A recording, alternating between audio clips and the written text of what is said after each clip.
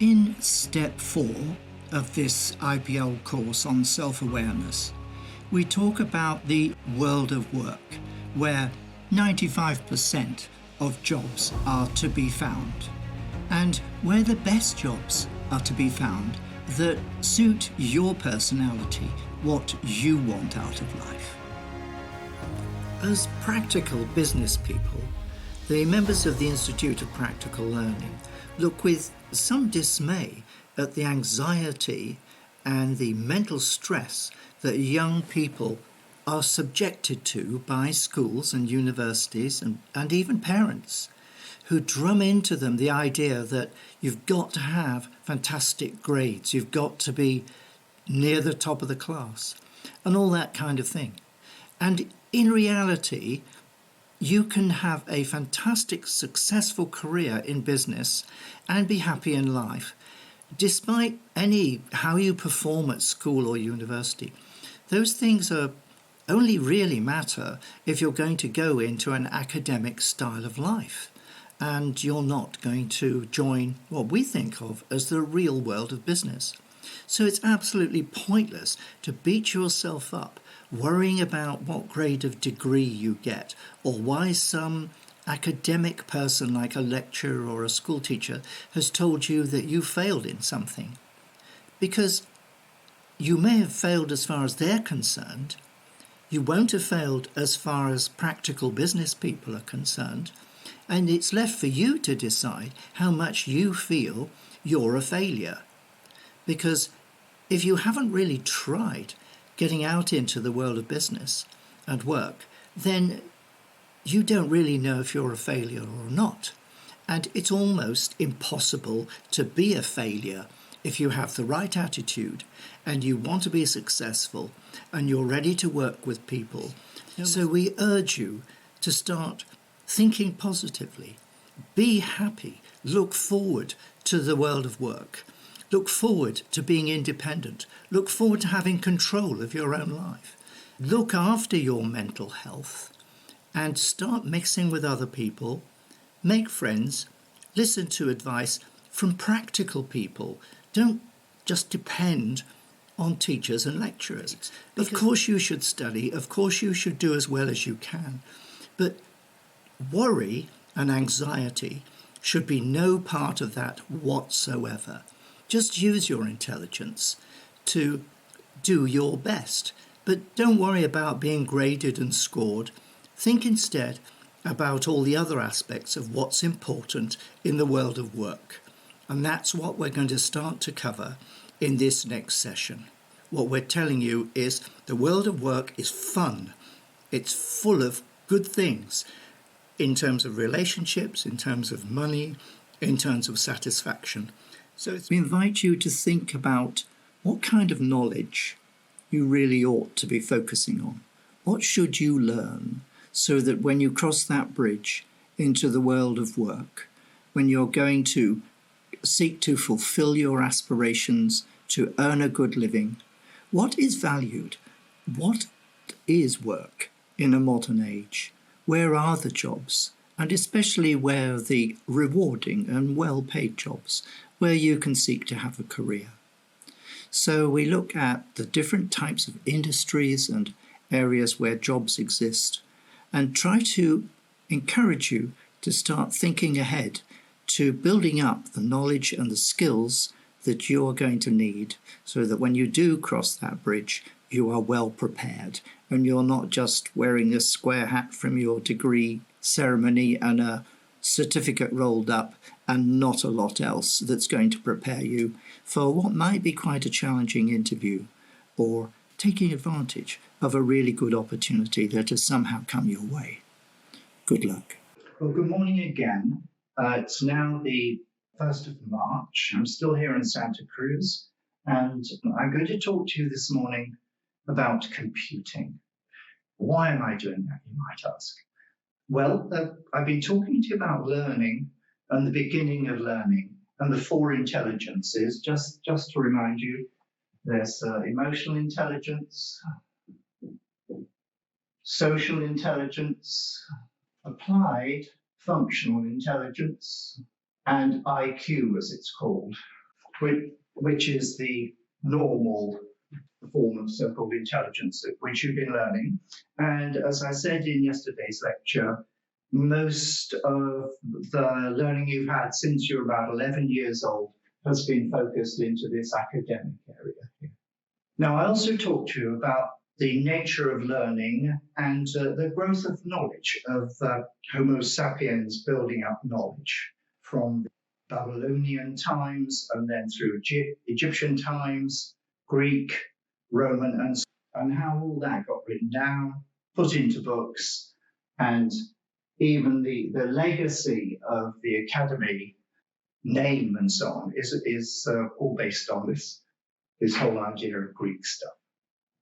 Okay, so now, then we had the Industrial Revolution, and more people needed to be educated, and people didn't really think what they needed to be educated on. And because historically people had been educated in this particular area, that's kind of what people talked about. And it still is the case that there's very little education that goes on in your early life, that's right through school and university, that relates to the major area of business and work.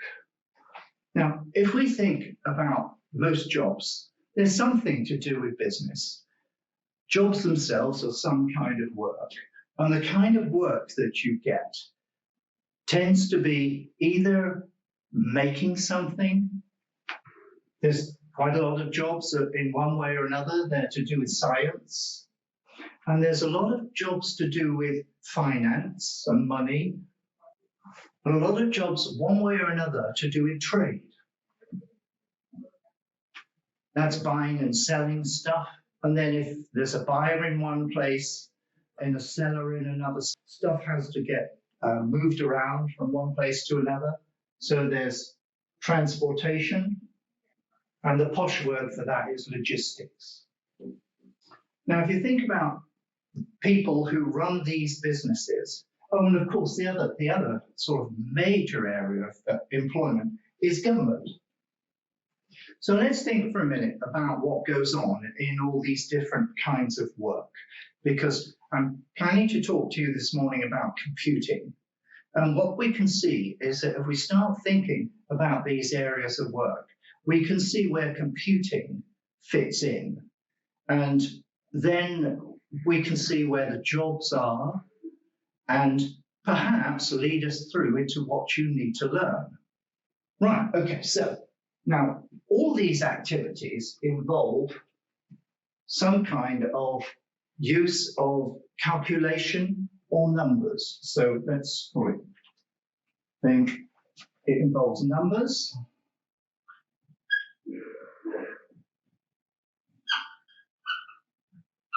To do calculation, it involves characters.